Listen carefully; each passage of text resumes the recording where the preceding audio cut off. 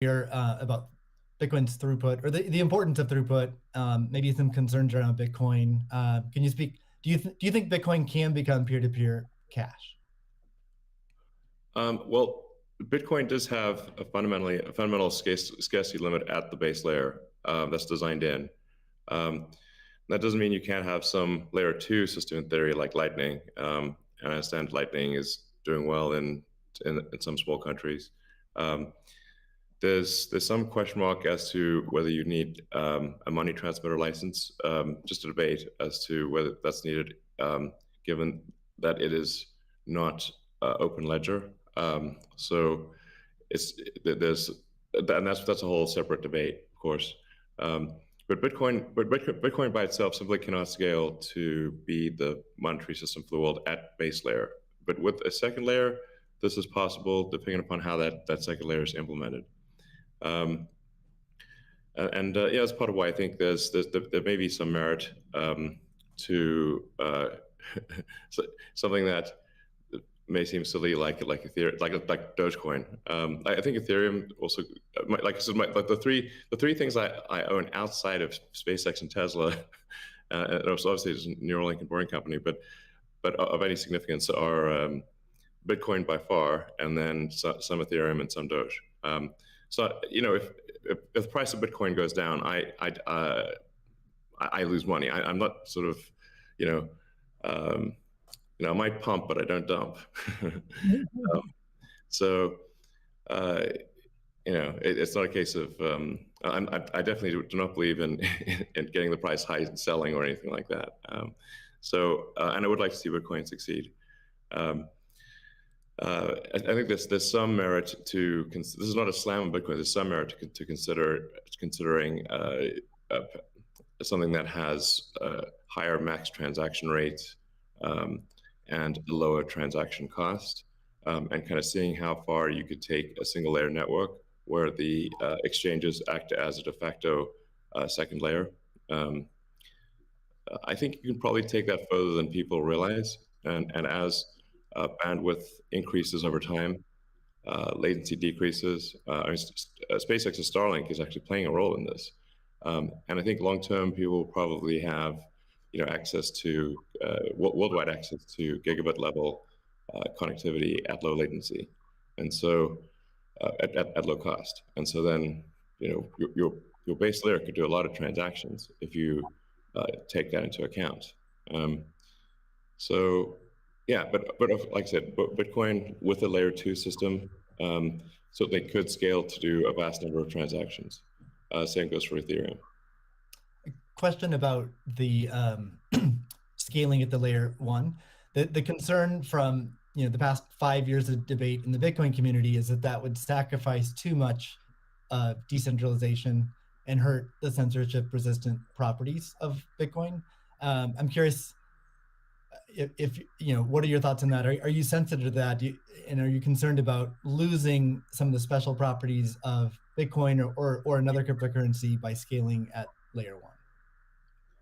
Yeah, I mean, these things are, it's helpful to like use the physics tools of thinking and say, scale up, scale down, and see if it still makes sense. So if scaling up the transaction block doesn't make sense, why don't you scale it down? And have it be, so that somebody, with a laptop from 2008 can still run a Bitcoin node. Why not slow it down? Oh, you want to slow it down? Well, maybe you're at the wrong number then. there's actually there's members in the community that do want to slow it down, but I understand your point. It's silly. The reality is, like, the average person is not going to run a Bitcoin node. So this is a and Bitcoin, it was a lot of clever ideas, but these parameters were set, I don't know, in 2008 or something, maybe 2009. And there's been some improvements since then, but not a lot. So, it's sort of like if there was still in 2008 there was still a non-trivial number of people on modems. So, now it is quite common to get 100 megabit connection just for a house. Some houses have gigabit connections. So, and that trend is obviously in the direction of higher bandwidth and lower latency. And if somebody else doesn't do it, Starlink certainly will. So I have high confidence that you will be able to maintain a decentralized finance system while still having a much bigger blockchain, aka ASCII text ledger, a hash ledger. You can make the hash ledger bigger without suffering from decentralization as the average connectivity improves, obviously. One idea would be to put a Bitcoin full node in Starlink terminals. That way more people would be running it. Actually, I have run this by the team at one point. I had this idea, which is kind of off the wall, but like, let's say you need a little space heater, and normally your space heater would just be pure entropy. But what if that space heater was also a Bitcoin, Ethereum, Doge mining node? Pick your currency, and so then you'd be heated up, and you would also mine your crypto. And have connectivity in one. I love that idea. Yeah, I mean, better than running a space heater. Absolutely. Are there any other, so you're drawn to Dogecoin a little bit. Are there any other gaps in Bitcoin that you see that cause you to be drawn towards Dogecoin? Oh, I think, I mean, I think there's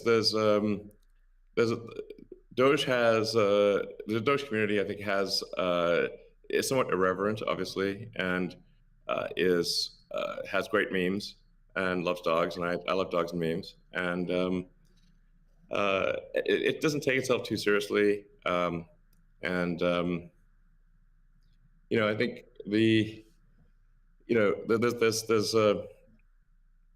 there's Occam's razor, which is the simplest answer is the most likely. It's a summary of Occam's razor. The simplest answer is the most likely one. Then there's a friend of mine came up with a variant on that the most ironic outcome is the most likely one. And then I have a variant on that, which is the most entertaining outcome is the most likely one. So if that is true, then the most ironic and entertaining outcome would be that the cryptocurrency that was started as a joke to make fun of cryptocurrencies ends up being the leading cryptocurrency. That would be the most ironic outcome. Jack, what are your thoughts on that? Is Bitcoin resilient enough to overcome that? I think it's resilient, but also I think like you find, I mean, that's what attracts me to Bitcoin in the first place is the irreverence. A lot of that just brings it forward, and at first go it makes it a little bit inaccessible, but as people get into it, it makes it more accessible and more spreadable. And I absolutely think the resilience is there. I think it's important to have fun as well, and anyway folks can express themselves. I think that goes back to the main idea of like how do we create a native currency for the internet? Anything that goes towards that path, like that's whatever wackiness or fun we can have along the way, that's going to make it a lot more enjoyable, and it's going to make a lot more people want to use it. I'd also point out there's nothing stopping someone from creating a Bitcoin wallet that's like fun and has memes, has dogs. That's possible as well. Great. Let's move on right now at this point. Let's move on to the next topic, which is Bitcoin and energy.